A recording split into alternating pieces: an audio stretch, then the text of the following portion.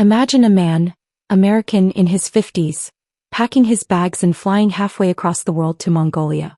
Not for work. Not for adventure. But for something far more unexpected. Something that would leave people stunned, confused, even outraged. This man didn't just visit Mongolia. He fathered children there. Not with one woman. Not two. But with 4 sisters. Now before you jump to conclusions, before you assume this is some twisted scandal, hold on. Because here's where the story takes a sharp turn. This wasn't some secret affair. This wasn't exploitation. In fact, in Mongolia, what he did was seen by many as an act of kindness. How? Why? What kind of arrangement could possibly make this okay, or even admirable in the eyes of some? Well, it starts with the sisters. For women bound not just by blood but by circumstance. Life in Mongolia isn't easy for everyone. Some families struggle, really struggle. And sometimes in places where tradition and survival collide, the unthinkable becomes thinkable. So when this American man stepped in, offering not just financial support but a chance at a better future for these sisters and their children, people took notice. Was it generosity? Was it something darker? The debate rages on. But one thing's for sure, this isn't your typical love story. This isn't even your typical scandal. This is something else entirely. And by the time you hear the full details, you might just find yourself questioning everything you thought you knew about family, culture, and what it really means to help someone. So, what really happened? And why did these sisters say yes? The answers might shock you even more than the headline itself. Picture this. A man in his 50s, living an ordinary American life. Maybe a steady job, maybe a quiet routine. Until one day something shifts. Maybe it's curiosity. Maybe it's a longing for something different. Or maybe it's just a random twist of fate that leads him to Mongolia, a land of vast open skies and traditions so different from his own. But this isn't just a travel story. This isn't about a tourist snapping photos of yurts and wild horses. This man didn't just visit Mongolia. He became part of a family in a way nobody saw coming. So who is he? That's the first question. Was he some wealthy businessman looking for an escape? A wanderer searching for meaning? Or just an average guy who stumbled into a situation so bizarre, even he couldn't have predicted it? Here's what we do know. At some point he connected with these sisters. And not in a fleeting way. This wasn't some short-term fling. This was a deliberate long-term choice. One that would tie him to them and their children for life. But why Mongolia? Why these women? That's where things get even more interesting. Because Mongolia isn't just any country. It's a place where ancient customs still shape daily life, where family ties run deep, and where survival sometimes means making decisions that might seem unthinkable elsewhere. Was he drawn to the culture? Did he see something in these sisters that went beyond attraction? Or was there something else at play? Something deeper, something that blurred the lines between kindness, obligation, and something far more complicated? The truth is, we may never know his full motivations. But one thing's certain. This wasn't a spur-of-the-moment decision. This was a choice with consequences. For him, for the sisters, and for the children who would grow up caught between two worlds. And that's where the real story begins. Because what happens next isn't just about one man's actions. It's about how an entire community reacted, how the sisters' lives changed forever, and how a single decision can ripple across oceans, cultures, and generations. So the question isn't just what he did. It's why he did it. And the answer might just change how you see everything that comes next. To understand how this situation even became possible, you have to step into the lives of these 4 Mongolian sisters. Picture their world. A place where the wind whips across endless steppes, where nomadic traditions still whisper through modern life, and where family isn't just important, it's everything. These weren't wealthy women. In Mongolia, opportunities can be scarce, especially outside the capital. For some families, survival means sticking together, pooling resources, making sacrifices that outsiders might struggle to comprehend. And that's where this story takes its most controversial turn. Why would 4 sisters agree to have children with the same foreign man? Was it coercion, desperation, or something more nuanced? A cultural compromise that doesn't fit neatly into Western ideas of right and wrong? Here's what we know. In some rural Mongolian communities, large families are both a blessing and a burden. More children can mean more hands to work but also more mouths to feed. And when options are limited, unconventional solutions don't always raise eyebrows the way they might elsewhere. Then there's the man's role. He wasn't some shadowy figure passing through. By all accounts, he provided stability, financial support, a connection to the outside world, a lifeline that might have seemed like the best available option at the time. But does that make it right? Or does it simply make it understandable? The sisters' decision couldn't have been easy. Imagine the whispers, the judgment, the weight of knowing your life choices would one day become an international headline. Yet they moved forward. Was it purely practical? Was there affection involved? Or was this simply what survival looked like in their circumstances? This is where the story gets uncomfortable because it forces us to confront our own biases. What looks like exploitation through one lens might look like pragmatism through another. And that tension between outrage and empathy is what makes this story so impossible to look away from. Because this isn't just about one family in Mongolia. It's about what happens when different worlds collide, when desperation meets opportunity, when cultural norms clash so violently that there's no clear villain or hero, just real people making choices that will echo for generations. The children are the living proof of that collision. Half American, half Mongolian, born into a situation they didn't choose. What will their lives look like? How will they reconcile their identity when their very existence sparks debate? That's the real heart of this story, not the shock value, but the human beings left navigating the aftermath. And as the details unfold, you'll find yourself asking not just, how could this happen? But the far more haunting question, what would I have done in their place? Let's cut straight to the most uncomfortable question hanging over this entire story. How could anyone call this situation an act of kindness? On the surface, it sounds absurd, even offensive. A middle-aged foreign man fathers multiple children with 4 sisters from a developing country, and we're supposed to believe this was charitable? But here's where things get messy, because in Mongolia, especially in certain traditional circles, the lines between help and harm blur in ways that might shock Western audiences. Start with the practical realities. In rural Mongolia, where jobs are scarce and winters brutal, raising children alone can be a crushing burden. A foreign father who provides consistent financial support, money for food, education, housing, isn't just a romantic partner. He's a lifeline. For these sisters, the alternative might have been watching their children grow up hungry, uneducated, trapped in the same cycle of poverty they'd known their whole lives. Does that justify the arrangement? Maybe not. But does it explain it? Absolutely. Then there's the cultural lens.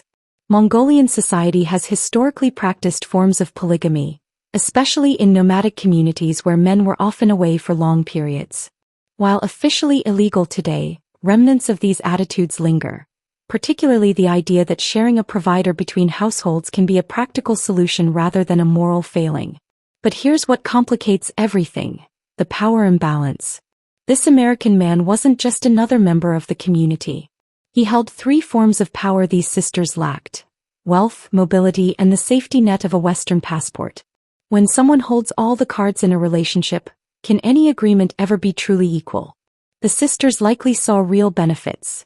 Their children eat better, attend better schools, have futures their mothers could only dream of. But at what cost? The man gets an expanding family without the constraints of monogamy. The sisters get survival, but was there ever a real choice?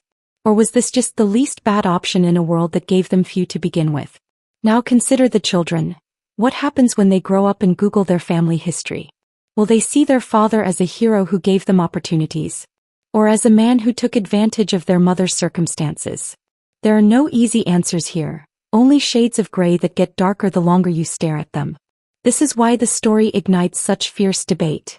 It's a Rorschach test for your deepest beliefs about poverty, power, and what we owe each other as human beings. Some will argue this man exploited vulnerable women. Others will counter that he lifted them out of destitution.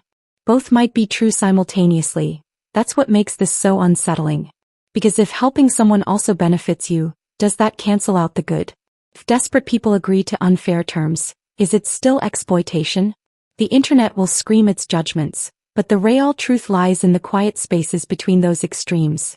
In the daily lives of these sisters, these children, this man, all now permanently bound together in a web of need, obligation, and perhaps even love. And that's before we even get to the most explosive question of all. What happens next? Because stories like this never end neatly. The children will grow up. The man will age. The sisters' circumstances will change. And every decision made years ago will keep rippling through their lives in ways no one could have predicted. One thing's certain, this isn't some abstract ethical debate. These are real people living with the consequences right now. And whether you view this as kindness or exploitation says as much about you as it does about them. So which is it? The answer might keep you up at night. Because once you see the world through their eyes, nothing about poverty, power, or helping will ever look simple again. The real heart of this story doesn't lie with the American man or the Mongolian sisters. It lies with the children. Because while adults make choices, kids live with them. These boys and girls didn't ask to be born into controversy, yet their very existence forces us to confront uncomfortable questions about identity, belonging, and what happens when two cultures collide in a single family. Imagine being one of these kids. Your father speaks a different language, comes from a country you've never seen, and only visits for part of the year. Your mothers, aunts who are also mothers, raise you alongside cousins who are also half-siblings. At school, your classmates whisper about your family. At home, you're caught between Mongolian traditions and the distant promise of an American passport. Who are you really? And where do you belong? This isn't just about unusual family dynamics. It's about the psychological toll of growing up as a walking cultural contradiction. These children will spend their lives untangling impossible questions. Does their American father love them, or was he just pursuing some selfish fantasy? Do their mothers resent their choices, or are they genuinely proud of the opportunities they've provided? When they're old enough to understand how the world views their family, will they feel shame, gratitude, or furious defiance? The money their father sends might pay for school uniforms and winter coats, but what currency buys self-esteem?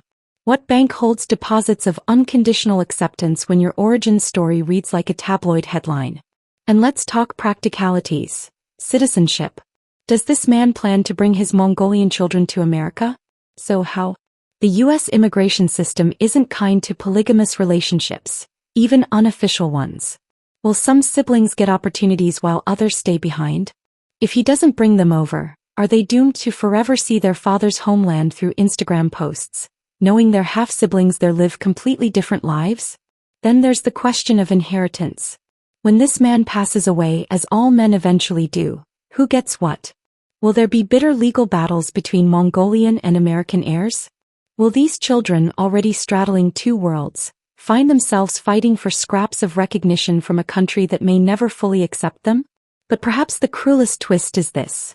These kids will grow up knowing their mere existence sparks debate. That strangers online dissect whether they should have been born.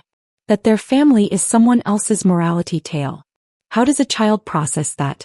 Do they grow thick skins and defiant pride, or spend lifetimes seeking approval they'll never fully receive? We can argue all day about the adults' choices, but the children's futures aren't theoretical. They're unfolding right now in real time, in schoolyards where they get teased about their fathers, in homes where they hear whispered arguments about money, in moments when they stare at their mixed features in the mirror and wonder which parts of themselves they're supposed to love or resent. This is the human cost we rarely discuss when judging unconventional families. Not just logistics or morality, but the emotional algebra of children adding up their worth in a world that struggles to categorize them. These kids didn't choose their parents any more than any of us did, yet their parentage comes with baggage most of us can't begin to comprehend.